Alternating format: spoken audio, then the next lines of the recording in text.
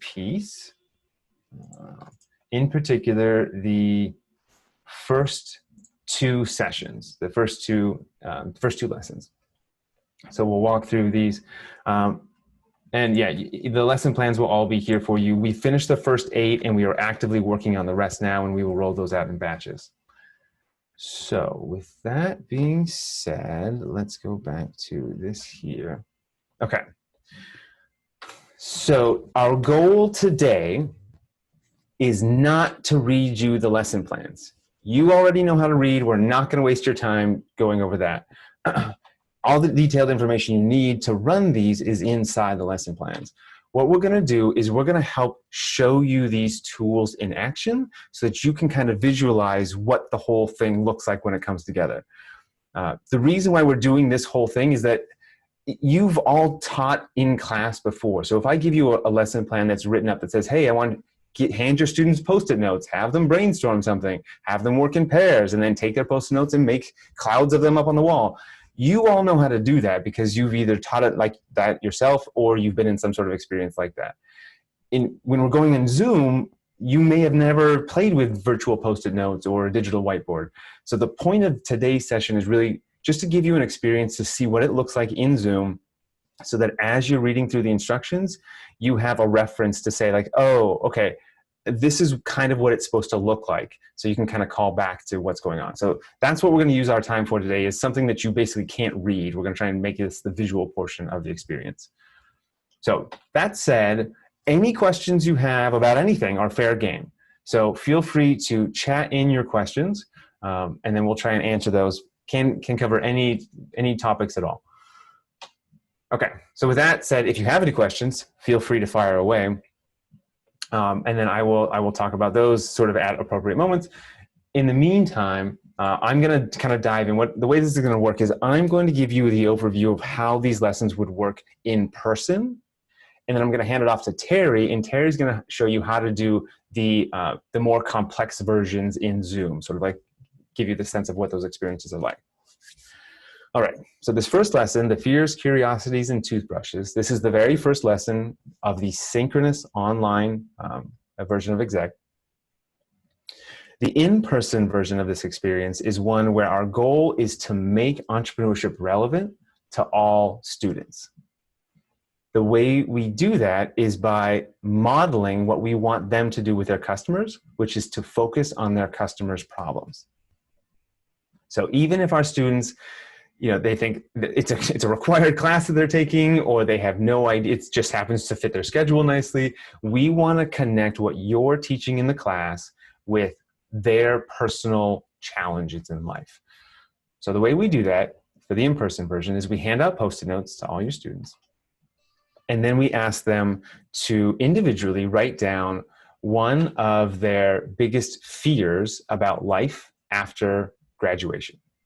Right, so they're going to brainstorm. Actually, technically, the first round they do it with curiosities. So we say, hey, what's your biggest curiosity about life after graduation? And so they write them down, one per Post-it note, give them a couple minutes. Then we have them get in partners and we have them share. If you've heard us talk about think, pair, share before, this is what we're doing. We're helping them get ready to share these out in public. So they pick their top 3, they share them with a partner. And then we pause that. Then we have them do the same process with their fears. What are your biggest fears about life after you graduate? They do those individually. They share them with a partner. Once they've done that, then we collect them all. We have them all stand up, join us at a wall inside the classroom. And then we start asking for volunteers to say, hey, who's got a problem? Who's got a problem or a fear that they'd like to share? And in the lesson plan, we've got data about what their fears are. We know that there's, can I get a job, especially now? Can I get a job? Will I like the job? Will it pay enough? Will I be good at it? These are the biggest fears that they have. So we take those, and then you have students volunteer and say, who else has a problem about like, hey, I'm scared about what job I'm going to get. And then you collect them all, you make clouds on the wall, and then these become the common problems that your class is going to help tackle for your students. So you take those problems and then you tie them back into your syllabus and say, hey, if you're worried about you're trying to find a job that you'll like. In this class, you're going to get to try 7 different jobs. You're going to get to try product designer and sales and marketing and then you show them in the actual syllabus, like here's where we're going to do these things. Okay, so that's why we do it, to make it relevant and to model the behavior we want them to take with their customers. After you do that process, then the next thing you would do for the in-person version of this, and this is new, what I'm about to show you is something new that we've added. We've talked about it before on the blog, and we've presented it at USASB, but it's the first time it's integrated into ExEC. And this is the toothbrush design exercise. This one actually won an award, the Experience Excellence in Entrepreneurship Exercises Award. And the way this one works, our goal with this is to teach students the role hidden assumptions play in entrepreneurship and in all product design. And the way it would work in person is you'd have students get together in small groups, you'd hand them an adult-sized toothbrush, and you would say, you guys have 3 minutes to design a best-selling kids toothbrush. And then part of their design needs to include a drawing of the toothbrush. It needs to include a color scheme, and it needs to include dimensions of the toothbrush, height and width.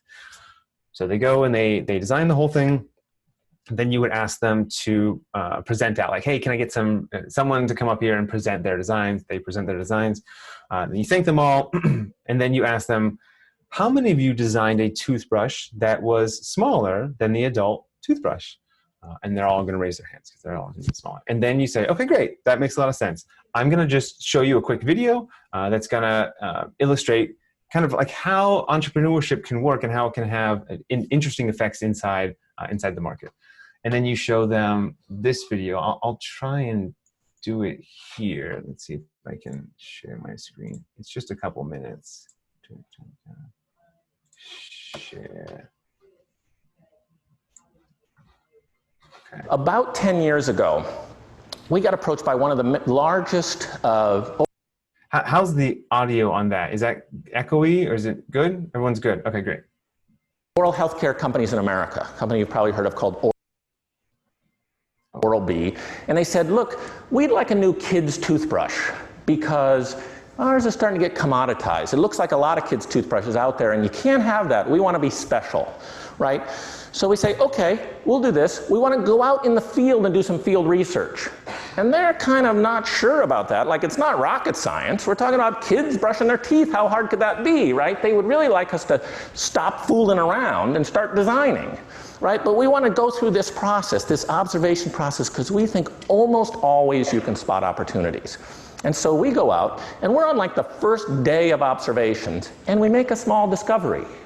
The small discovery we make is that every kid's toothbrush in the history of the world has had the same implicit assumption.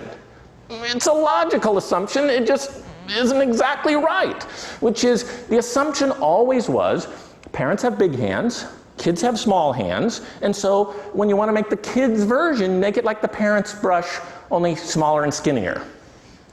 Perfectly logical until you go out in the field, until you actually watch humans, little tiny humans, brushing their teeth. And what you notice right away, you get a 5-year-old boy brushing his teeth. He's not holding his toothbrush in his fingertips the way mom and dad do. He's fisting it. He's holding it like this because he doesn't have the dexterity. He doesn't have the fine motor controls that his parents have, and so he's got to hold it like this. In fact, the other thing he does is he holds the brush too far up very frequently, and so he's punching himself in the face as he's trying to brush his teeth, and we solved that problem too. But the main thing was, came back in the field and said, uh-oh, kids don't need little skinny toothbrushes. Kids need big fat toothbrushes, right? Let's make them big fat squishy toothbrushes. And you may have noticed, now every toothbrush company in the world makes these, but our client reports that after we made that little tiny discovery out in the field, sitting in a bathroom watching a 5-year-old boy brush his teeth, they had the best-selling kids toothbrush in the world for 18 months. So when you think about power, when you think about, credibility, if you could go out in the field and do that observation and come up with that finding, and your company, your organization was the best in its field for 18 months afterwards, would that be worth it? I think that would be worth it. And so that. All right, so that is That's this message kind of, about oops, think that's like a travel. the kind of the point of the exercise is to help students. I just want to sort of finish this off. Like, here's an example of what a kid's toothbrush looks like. You know, these big fat designs that have, you know, a thumb. This is how to help stop them from hitting themselves in the face. A place for their thumb to go and a big fat handle for them to grab onto. So this is where you introduce the idea of, hey, we're going to be testing a lot of our assumptions here in the class. Let me figure out how to turn off screen sharing. Where do we go? Stop. Go away. Oh, there it is. There we go. Okay, so then we'll go like this here, and then we'll go like this here. Okay. Yeah, so then you get to talk about the power of the assumptions, yada, yada, yada. So it's all listed out there in the lesson plan, how you're going to do it. So what I'm going to do now, those are the two big sort of more complex areas of the lesson plan. What I'm going to do now is kick it over to Terry, and she's going to sort of walk you through some of the experiences of sort of digitizing and making these online synchronous experiences. So Terry, go ahead and take it away. All right, thank you. Welcome to everyone. I'm excited to show you these new tools that we have. So as Justin mentioned, you would normally have Post-it notes that you would actually use in the classroom. What we're going to do is we're going to show you a tool called Lino, and that will be a tool that you'll use to replace the Post-it notes. Okay, I'm going to go ahead and share my screen. There we go. All right.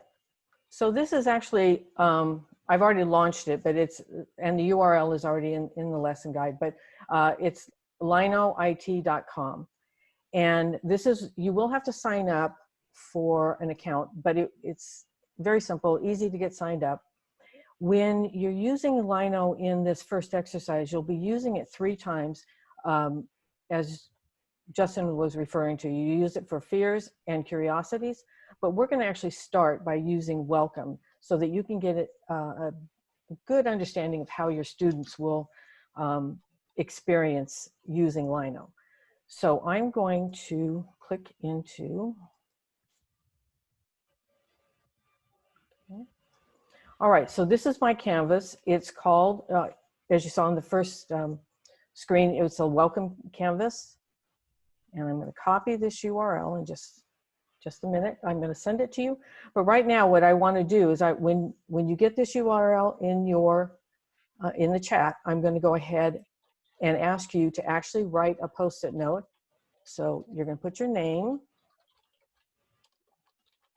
and then you're going to put your favorite type of food, and it can be whoops, hold on.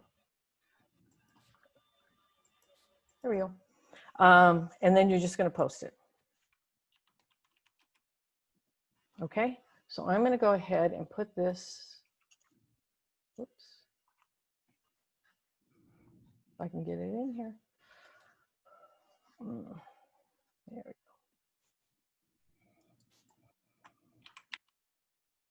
Nope.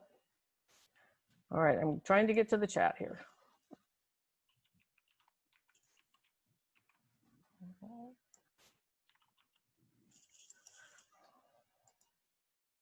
Let's see here. Oh, here we go.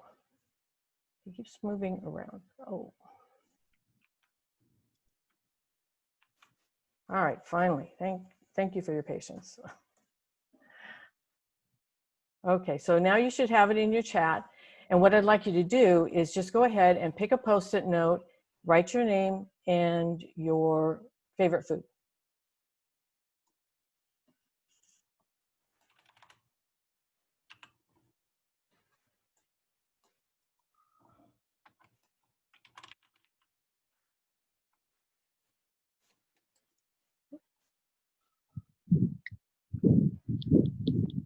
Whoop, that was fun.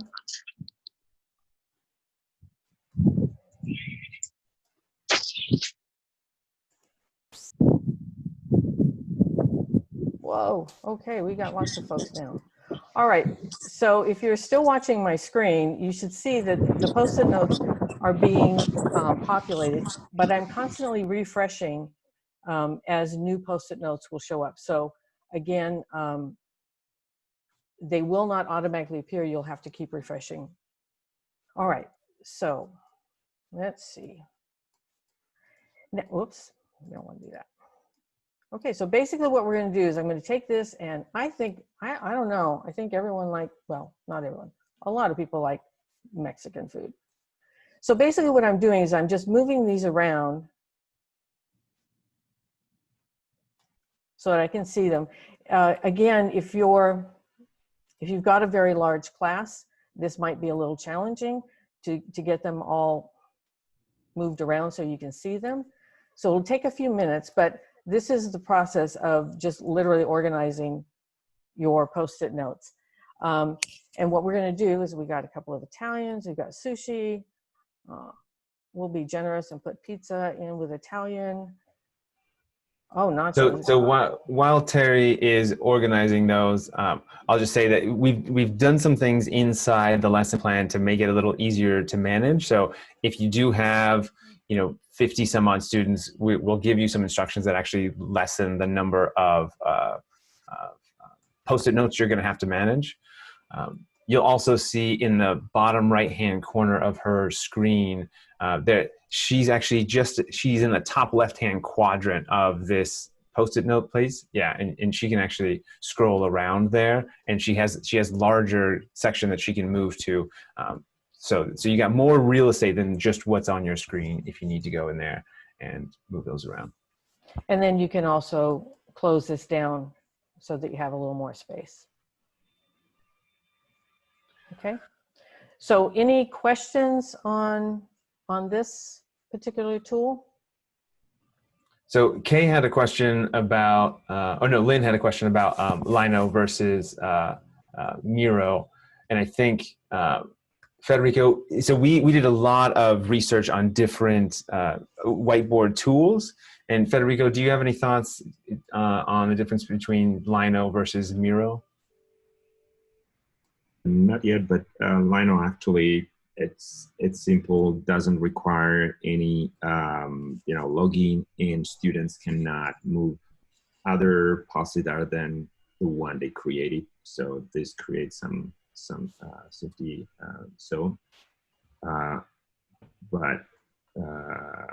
Yeah, I mean, if you're more familiar with Miro, you can basically do. I'm not aware now if you can do all that Miro Lino can do. Yeah, that could be eventually another. Yeah. I can research in the while, so I can answer better at the end of the session. Cool. Yeah, at the end of the day, this tool, we chose it because A, it's free. B, students don't need to log in. C, there's some, as Federico mentioned, I can only move around my sticky notes. I can't move around everybody's sticky notes. So if someone's feeling trolly, they can't move everything around. But there's nothing, core to this tool that's fundamentally important. So if you find that another tool can replicate those things, or you're not worried about those things, like your students already logged in, feel free to use another whiteboard tool for this. Cool. Any other questions about this one? Otherwise, throw them in the chat. Otherwise, yeah, feel free to, Terry, you can go ahead and we can move on to the next piece. Okay. So again, you're going to use this 3 times, and let me just show this. We'll get back to, so my Canvas, this is my page on it, on Lino. And so I have 3 different canvases, one for the welcome, one for fears, one for curiosity. And what you'll want to do is you'll want to make sure that if you're working on fears, that you actually bring up this URL. That's the URL you have to send to your students in the chat, preferably, unless you have them made up beforehand. But so you'll want to make sure that you have all 3 of those URLs ready to go. Okay. The next tool we're going to work with is called, all right, let Let me get back out of here. That's a really good point. I launched this before we started, and what ends up happening is that Sketch Together is the tool that we'll be using, and it will only last for 50 minutes, 59 minutes, I think it is. So you have to come back in. So I'm launching it again, and you do not have to do anything here. You can just close this down. Again, this is where you're going to work, where your students are going to design their toothbrush. So again, the design or the requirements for this exercise is to actually do a drawing of the toothbrush as well as putting in the dimensions. So I'm going to do my very best drawing of a toothbrush. So let's see. There we go. That looks weird, huh? If I don't like that, then I can just come in and erase it. All right. So,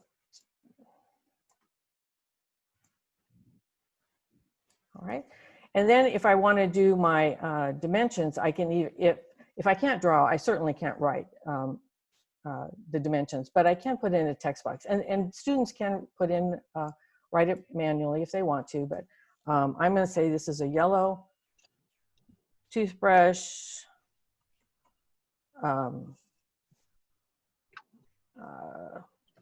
4 inches, I'm guessing, by, whoops. Okay, and that's it. Now, if you're going to have your students work together on this, you're going to want to, again, they'll take this URL up at the top and they will share it with their classmates. Okay, so what I'm going to do is I'm going to go ahead and put in the chat. Again, let's see if we can get this working.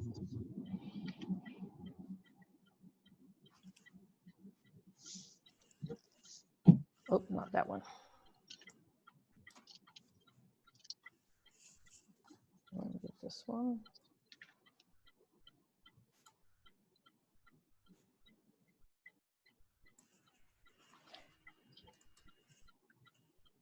Okay, and then I'm going to let you go ahead and play around with Sketch Together. I don't think I got the message in the chat. Oh, oops. All right, hold on a second. How about now? Yeah. Okay. So the idea here is that you should just open it up, draw your best toothbrush, and then we'll have a competition. See who has the best toothbrush design skills. This is a heads up, Miro require to log in. So that's why Lino would be better. Okay. Awesome. Thanks, Federico.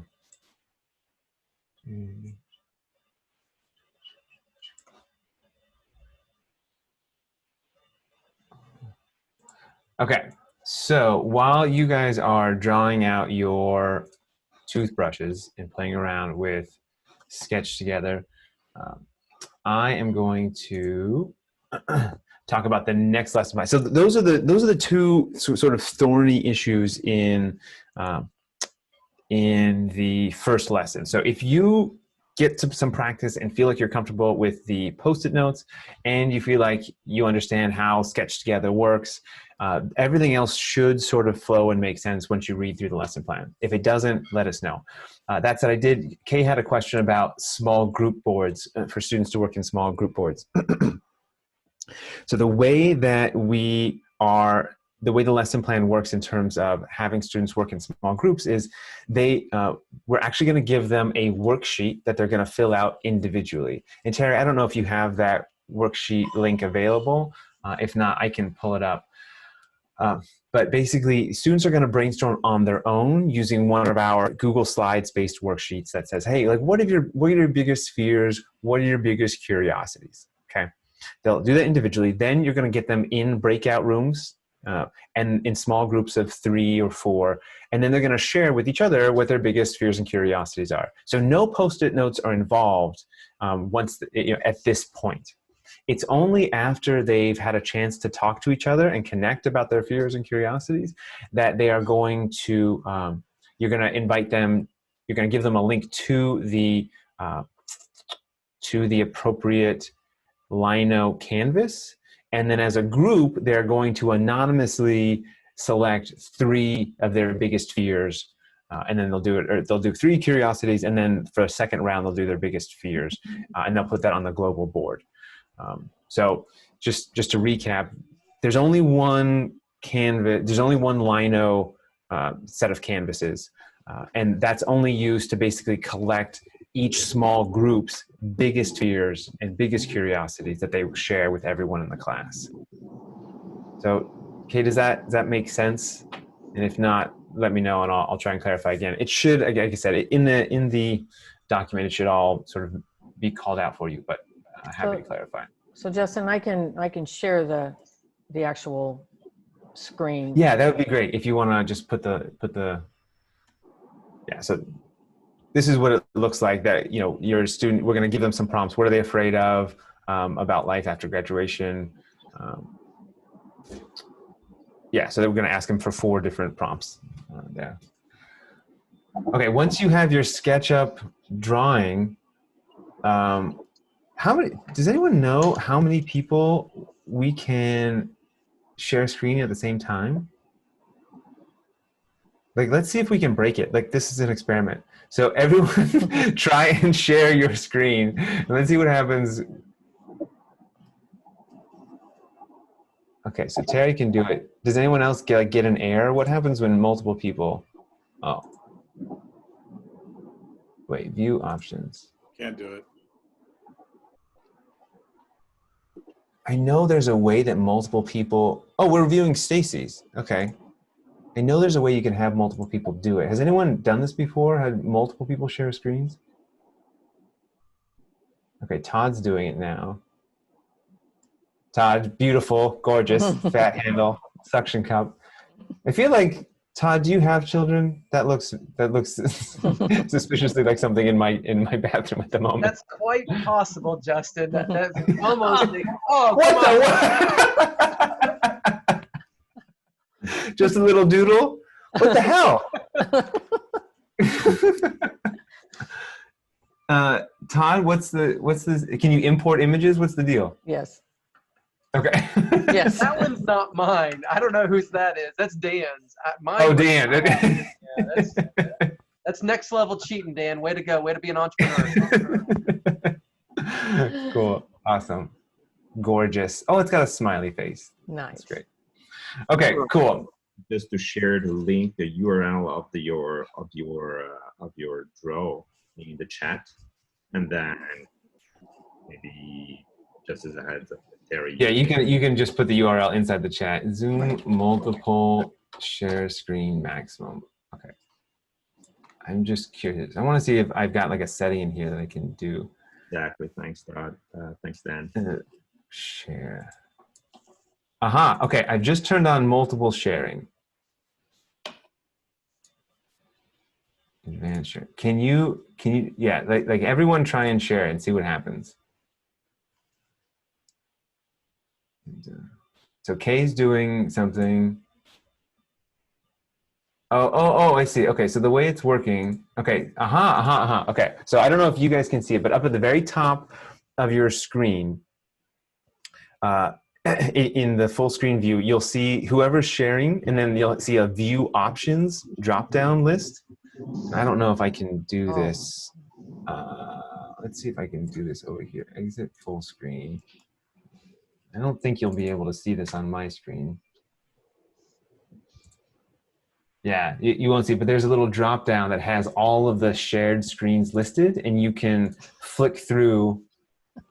Ian, that's a beautiful, these are amazing, thank you. You can flip through everyone who's sharing their screen at the moment. So, so that's how multiple shared screens work. Okay. Brian, yours looks a lot like mine did. Okay, cool. So feel free to, okay, so now how would I as a host stop okay, so here's what I'm gonna try.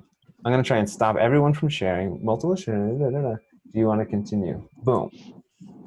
Aha, I've taken all of your shared screens away. So if you ever want to take away everyone's screen sharing ability, you just, what am I doing? Oh, I see, I know what I'm doing, split. You go into, so there's a little button. Let's see if I can do this real quick. Okay, and then I'm going to put this here. An advantage to have all these links in the chat if you want to keep track or have those or share these links to the class or save them. So not that this is ever going to be helpful for you, but just in case, so you know how to do what we just did. In this share screen section, you can click this little arrow next to the share screen button, and then you can select multiple participants can share simultaneously. So that's how you get into that setting. Then if you want to stop everyone from sharing, you just go back to one participant can share at a time, and then it'll shut everyone else's down. So, okay, so that's a small aside, not really part of our show, but now you know. Okay, so that's the first lesson plan. Again, questions are welcome, and then we'll get through anything that we don't cover right now. I'll go through and make sure we do at the end. All right, the next lesson, this one is brand new for ExEC. For the synchronous session. And I know there's a couple things that we're mentioning that are new. By and large, any of the new stuff that's coming in, if you've taught with ExEC before, it's coming in at the very beginning of the course. There are some things we had in the synchronous version. We haven't figured out an online synchronous version of the Marshmallow Challenge, and so that one's been cut. But by and large, everything else will stay the same after this. So we also did a big rework of the early adopter mechanical pencil exercise. But okay, so this exercise, normally for the in-person version of this, experience doesn't take a whole class. Because what we're going to have students do is we're prepping them for their first product launch. This is the product that they're going to launch without ever talking to customers. The one that gives them the experience of like, okay, here's how most people launch, and here's why customer discovery is going to be helpful to you. So we're going to just have them launch without talking to customers. The way we normally start that is everyone comes to class with a 30-second pitch for a business to consumer idea. And then we do a little think, pair, share, where they meet with other people, they pitch, they practice, and then in 10 minutes, they basically coalesce into ideas that they're interested in building. So going to go through and mute everyone. Okay. So obviously we can't do that in a synchronous session.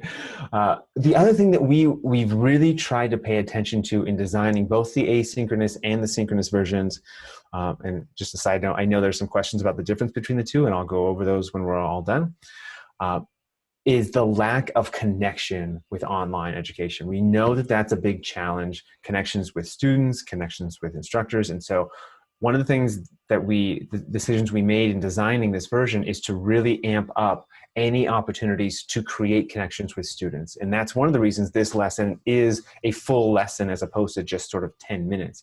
It's an opportunity to create those connections between your students that they might otherwise not get. So to facilitate this, it's a combination. This lesson is a combination of the opportunity to practice their pitch, but also to discover who else is in their class as an icebreaker. And then, if you were part of our conference, this is the new skills scavenger hunt exercise. So I'll sort of kick it over to Terry, and she can talk a little bit about this, and then we'll sort of move on from there. Okay, so the skills scavenger hunt will be, and Justin, could you put Sure. that up on the screen? Thanks. I'll share it with everyone. Okay, great. Will be an opportunity to learn about skills from other students. There's not a lot of additional technology involved in this, but what is involved is you'll be using breakout rooms to actually have the students engage with each other and learn about their skills. So the one thing I would say before I get too far into this lesson is a 55-minute lesson. And so if your class time is 50 minutes or less, you may want to consider creating some videos about some of the topics within the lessons that you may not have enough time for when you actually meet with your students. So if you've got plenty of time, no worries, put it all together. But if you have a shortened class time, you may want to consider making a video with the context section, aligned goals and diverse skills overview, and the breakout room demo. So those are things that you could do to sort of get the most out of the class time that you have. You can also send the scavenger skills scavenger hunt worksheet to the students, or have them fill it out beforehand, because they will be putting in their own information about their own skills before they actually meet with their classmates in a breakout room. And so they will go through that process of filling out the skills scavenger hunt. And basically what they're looking for is they're looking for fellow students that have aligned goals. So they might have a similar approach to grades, or how much time they want to invest in the class, and then look for diverse skills. So again, we want to encourage them to not have just one set of skills on the whole team. What we're looking for is some diversity in their skills. And so what they'll do is they'll go into a breakout room, fill out their forms, and they'll do their introduction first by saying their name, their birth dates, some information. You will assign, or they will assign a facilitator and a timer, and those will be based on their birth dates. And then they will start asking or collecting information about their various skills and filling up their own personal scavenger hunt form. Then they'll come back to the main room, and then they'll get an opportunity to do it again in another breakout session. So because those two breakout sessions are each 15 minutes long, you can see how that could take up quite a bit of time. And then they'll also do their pitch during these breakout rooms. So they'll do their 30-second pitch and get feedback from fellow students. And so again, getting an opportunity to learn not only about fellow students, but what ideas are out there and what they might be interested in working on. These teams are just temporary teams. These are not their final teams. So, those have an opportunity to learn about other people, but this will not be their final team. Anything else, Justin?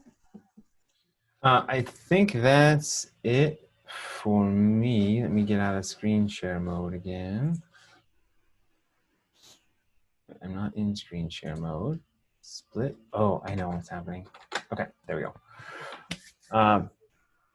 Okay, so no, that's all I got. Thanks, Terry. So yeah, this one is like fairly straightforward. The thing we just wanted you to know about is like timing. We wanted to talk about timing because we are designing these exercises. Actually, the first one is the first lesson plan is a really good one to kind of walk you through how we think about timing for these lessons. So some of you guys have 50-minute sessions, so 50-minute sessions. Some of you have 3-hour sessions. So we're trying to design these lesson plans so that sort of it makes sense for everybody. And what we're trying to do is we're trying to basically build out a 50-minute version of every lesson plan. And then if you teach longer than that, we'll tell you what to do with the extra time. So you'll see there was a question here about, do we specify how long to spend on each thing, on each element? Yes, we do. So we're going to tell you, hey, your first 3 minutes should be on this phase, and then your next 5 minutes should be on this phase, and then the next 5 minutes should be on this phase. So we'll walk you through all that, and then you'll see us do things like this at the bottom that says, if time permits, you'll need 15 minutes for the next session. So if by the time you get here, things are running longer than you expect, it's okay. You can skip it. It's okay. We'll sort of, that's planned out for you. But if you have time, if you got 15 minutes, then do the next, this is the toothbrush piece. So do the toothbrush exercise. If your class is 75 minutes and you get to the next section, it'll say, hey, if time permits, you've got 10 minutes, you need to do the next piece. And this is introducing the teaching power of failure.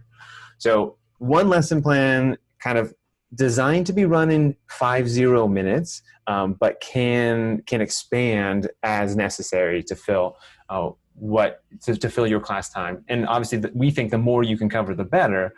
But we will also call out and we'll say things like, hey, students, if you didn't get to the failure resume because your class is not short enough, we will tell you, hey, your students should go complete the failure resume on their own. It's nice if they can do it in class, but it's definitely not required. So we're trying to kind of like meet everyone's needs with these kind of one lesson plans. So let us know if you have any questions about timing.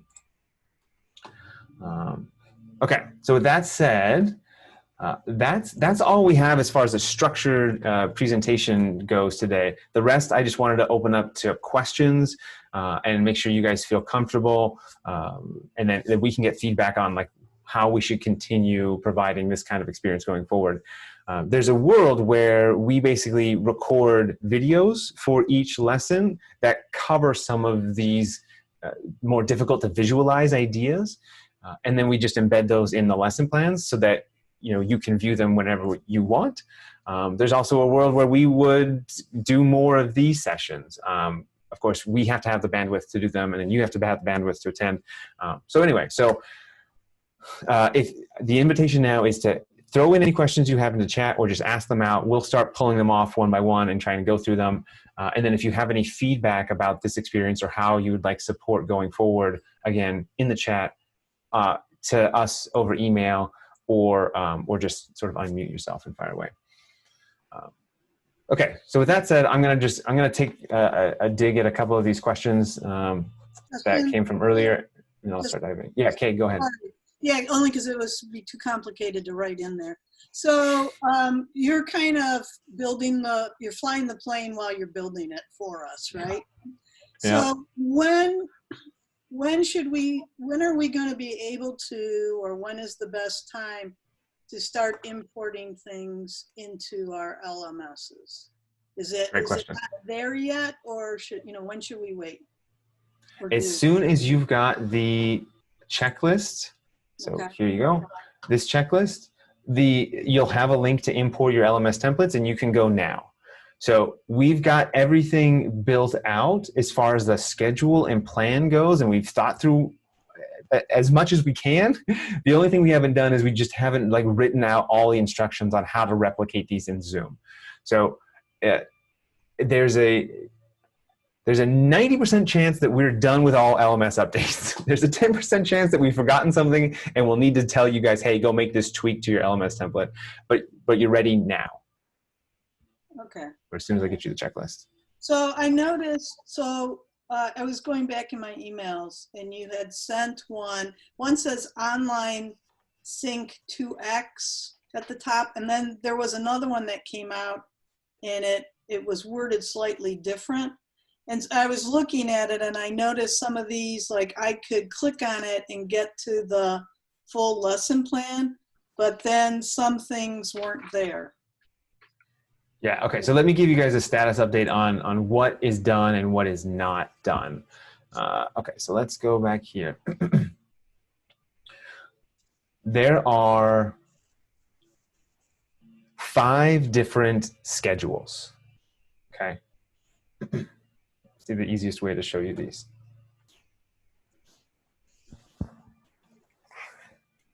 There's the easiest one to think about is the online full asynchronous. All right, and I know there was a question about sync versus async. I'll talk about that after this question. So there's the full asynchronous schedule. That's schedule number 1. That is all done. LMS templates, all the instructions, ready to rock. It's good.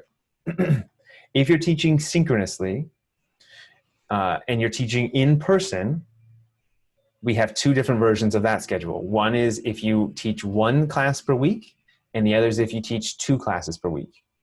Those are both done, all done. Schedule's done, LMS done, lesson plans, all done.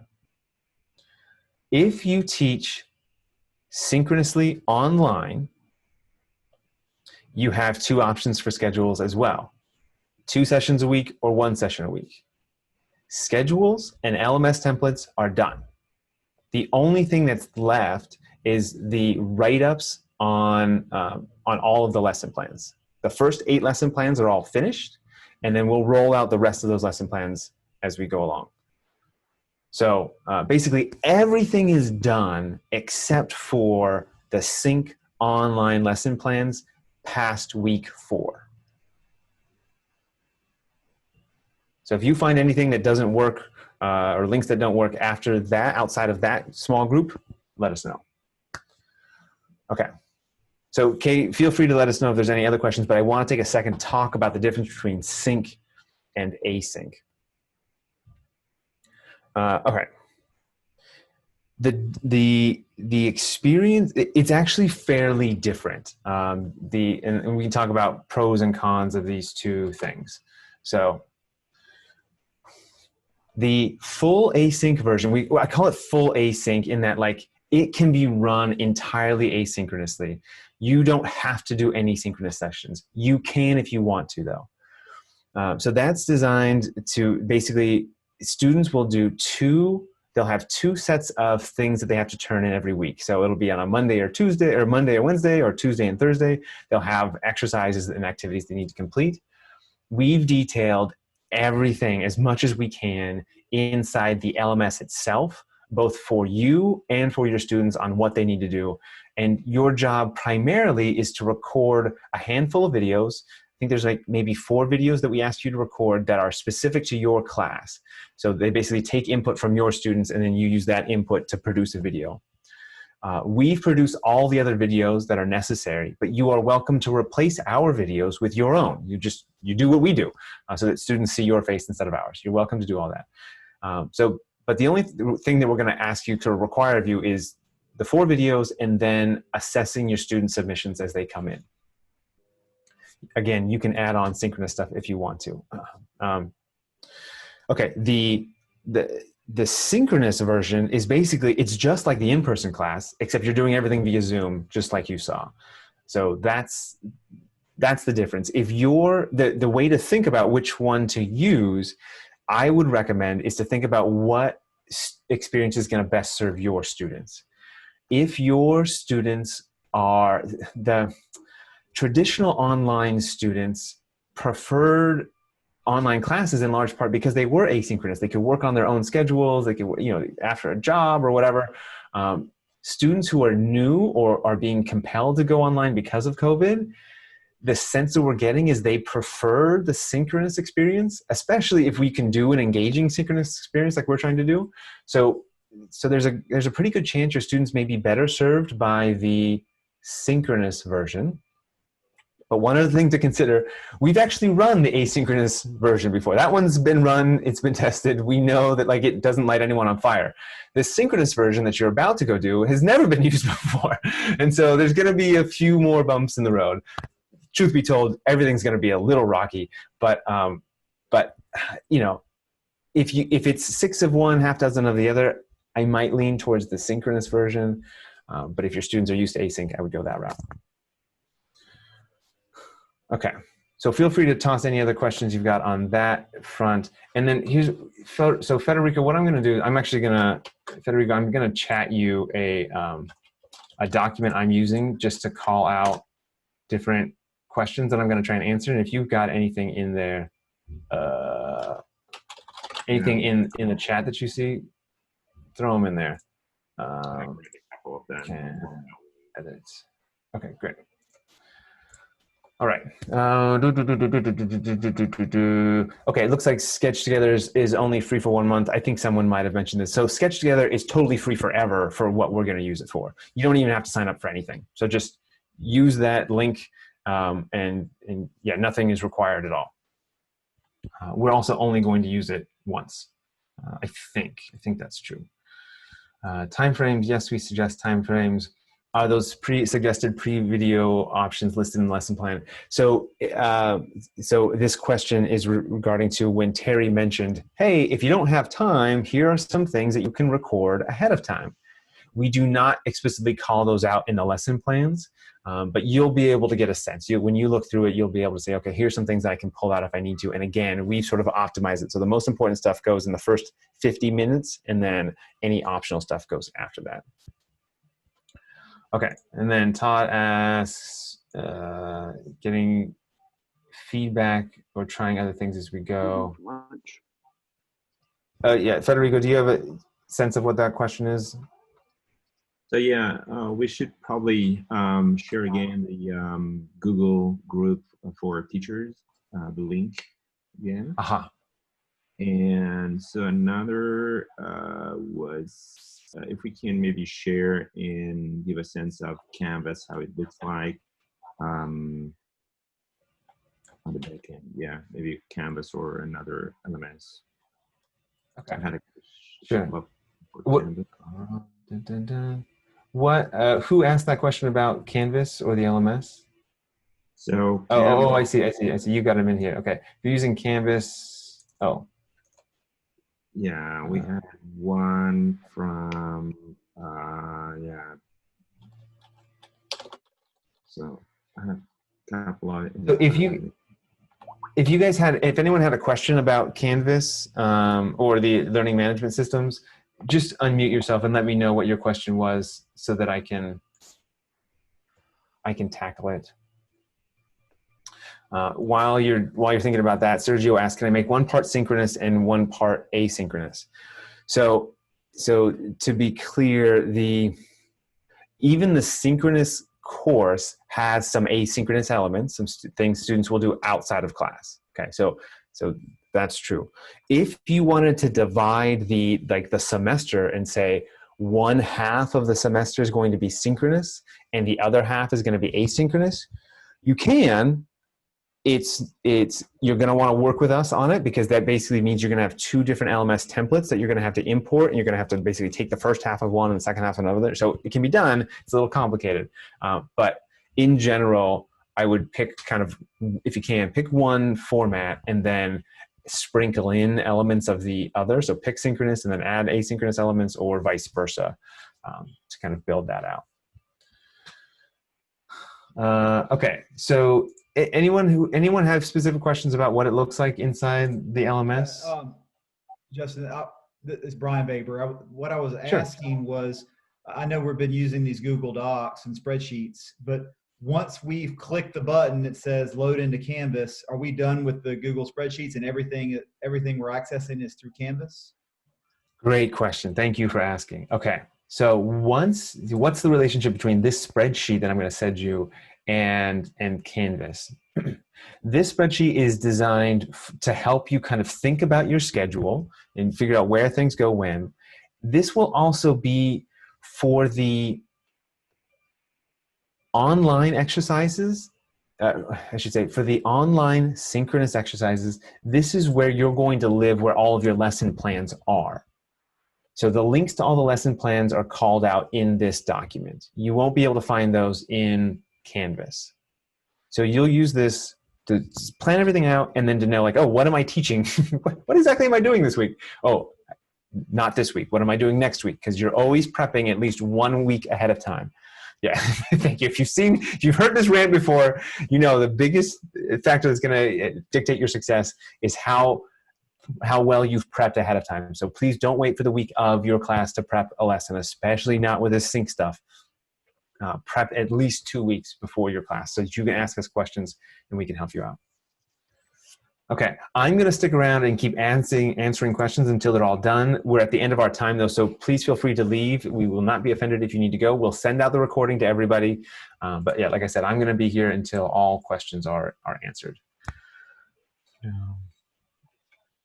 Okay, so Federico, any other sense of questions that I should tackle? Or if anyone else just wants to shout out questions, that'll make it a little easier for me to figure out what I need to do.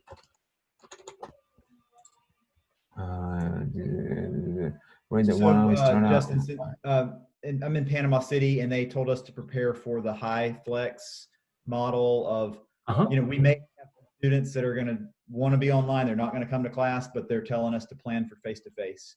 So based on that, you would suggest me to use the online synchronous version, which essentially I'll just have students bring their laptops to class, right?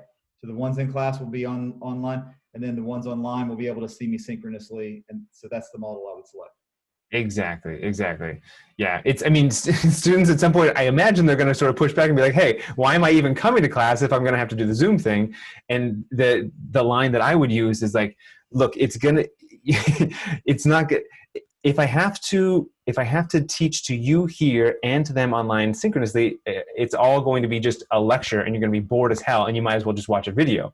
If we do it all online, then we can make it engaging. You can hear each other, you can meet with other people in class, and we can sort of keep it consistent.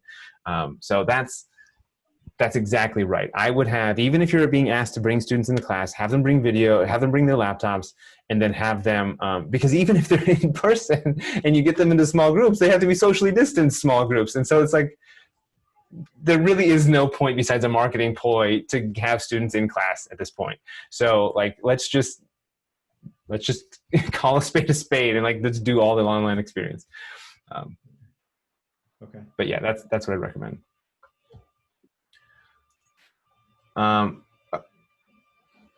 O'Brien, I can see your lips moving. I don't know if you're talking to us. I clicked mute rather than unmute. Sorry. Got it. You know, we have 2 semesters for this course. So do you have a suggestion on where to make the break? For you in particular, make that break, follow the Tallahassee schedule. Okay. So I sent out a schedule to them on Google Docs. Your break's going to be basically halfway through when we transition after the pivot or persevere experience. Okay. That's where I would make that break. Okay. Kay mentioned, thanks for those questions, by the way. She mentioned, hey, you know, if I have to transition, I have to do a hybrid thing where we're in person and then we're moving online. What do we do? So we've thought about that to the best of our abilities. And if you're teaching in a hybrid scenario, you'll see that we've actually paired these 2 up. Here, let me see if I can show you here. We've paired up the in-person schedule with the online synchronous schedule so that you know exactly, like all the dates will be the same. So on 9/7, if you're teaching here on 9/7 and your class gets canceled or moved online, here's what you're doing on 9/7. So it's sort of like lined up for you online. And then what I would recommend is, and this is just me prognosticating, we're all going to end up online anyway. So use the online synchronous version of your LMS template so that if we have to move online, you're already ready for it. And you don't have to make that transition. You can do the in-person LMS template. There are some minor differences between the 2, but like I said, if I'm you, especially if you're going to have any students attending remotely, I go with the synchronous experience. Online synchronous experience, even for the students who are in class, because that's going to be accessible to everyone and engaging.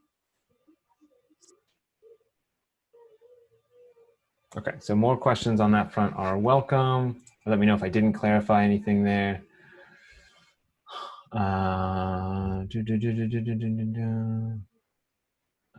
But I could use, don't teach.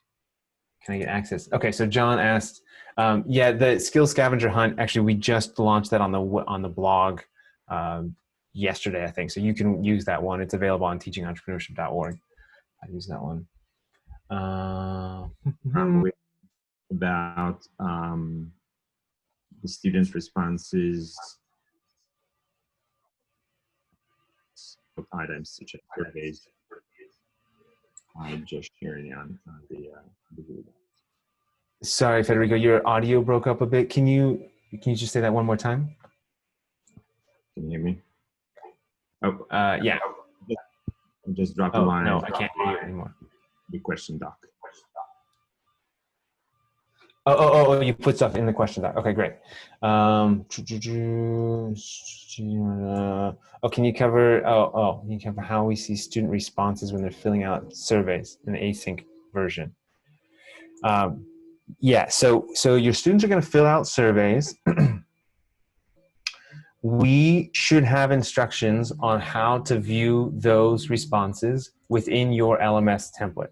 So let me show you what this async version looks like. We're going to go into Canvas. I'm going to pull up the async version.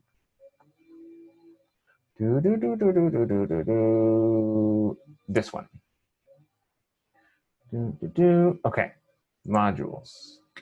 So if you're using the async version, it will look like this. This is Canvas, but they'll all look similar. We're going to have course prep checklists for you, and all the preparation instructions you need to do are all called out in these checklists that are not published. So let's see if we have one here. Okay, so it's not this one. Let me go back. This one here. Not there. It's somewhere in here we talk about, hey, here's how to find your survey, your students' survey responses. Basically, the short version is it's in here. It's in the LMS template. I can't find it at the moment, but it should be inside here. So let us know if you can't find it for whatever reason. And basically what ends up happening is we end up emailing you links to where all of your student responses go. It'll be a spreadsheet, and so you'll just check your email, and we'll tell you a specific email to look for, and you open up that email and boom, it should pop up there, all the student responses. I saw Emma asking about the Blackboard import. So Emma, I think what's happening is Mac is trying to be smarter than we want, and it's opening up your zip file. So it's being weird. So we just need to, it's a Mac thing, to be honest. So we just need to connect the dots and get it to upload, because we've used the Blackboard templates. I think they should work just fine. So it's just a question of like helping out with zip file stuff. And like I said, we'll follow up offline about that. Okay, so is all this stuff sitting in Google Docs for us to pull? So how do we access the master doc? Okay, so if I haven't sent you a checklist already, this master document, I will send it to you shortly, or I will be asking you for more detailed. So I sent out a bunch of them yesterday, and I'll send out some more. The only thing you need to do is basically just follow the instructions inside the document. You don't need to pull anything down. There'll just be links to all of these lessons when you're ready to use them. So when it's time to go prep for this, you'll just click on these blue links, and that will open up the lesson plan for you. Just as a heads up, I wouldn't, so because we're building the airplane as we're flying, I won't give you edit access to this document except for these columns here, because I'm going to go in and I'm going to add a bunch of, we're going to add links to these elements, right? So we're going to add new links to the lesson plans. So anyway, so you can download this to Excel if you want and play around with it, but what you'll miss is when we add new links to lesson plans, you'll want to come back to the checklist I send you, and then that's where the newly added links to lesson plans will show up. Okay. And then, okay, so Federico saying for module 10, I can answer the survey question. We offering a teaching. So we won't be offering a training like this for the asynchronous experience, because it's pretty much called out for you in the learning management system and in the checklist on how to prepare. That said, I'm more than happy to sit with you and walk you through things if that's helpful. So feel free to contact me if you want to go through that. Okay, Google group for instructors. Yeah, okay, I think the entrepreneurship, oh, and number 10, okay, module 10. Here we go. Yeah, so here's where we're saying, so if you're doing the async version and you have survey results, it says search your inbox for the latest email with this subject line. So like I said, we're gonna email you links to find all of the responses to your students' surveys. Okay, perfect. Okay, I think that's all of the questions that I saw. if you have a question that you've asked that I haven't answered, please let me know. Otherwise, I think that's it for today. Okay. Justin, So if that, Valentina. what was that? Valentina. Yeah. Hi. So the access to the Google group and the checklist that you sent me keeps being denied. So do you need a Google address or?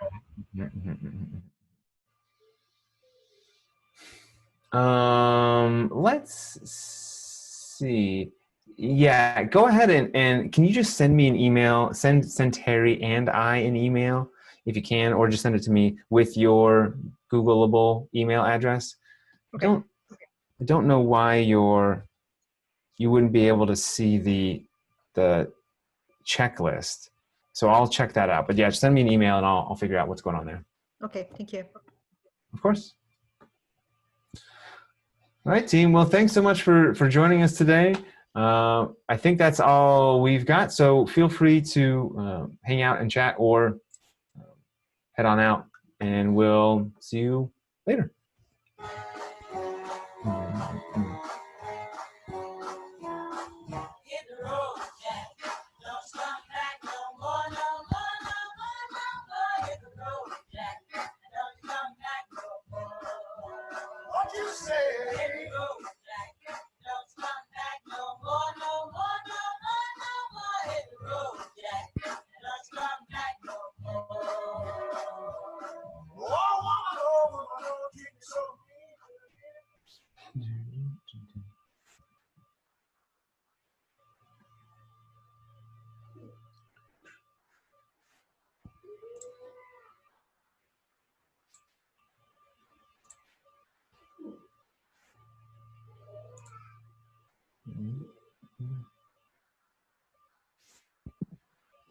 Hey, Bye, Paula. I'll just be real quick. Sorry, I logged in, but I'm definitely interested in again, but I wasn't able to open that Google link that Joan sent, and I just kind of wanted maybe to review what is new again compared to what I had been using before. So Sure. Can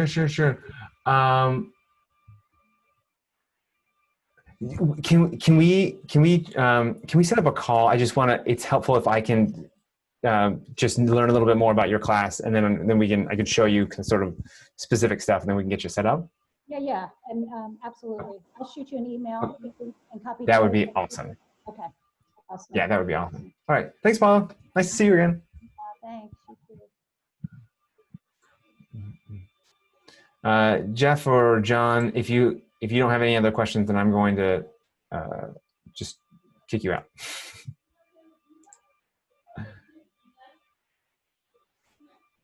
Okay, cool. All right. So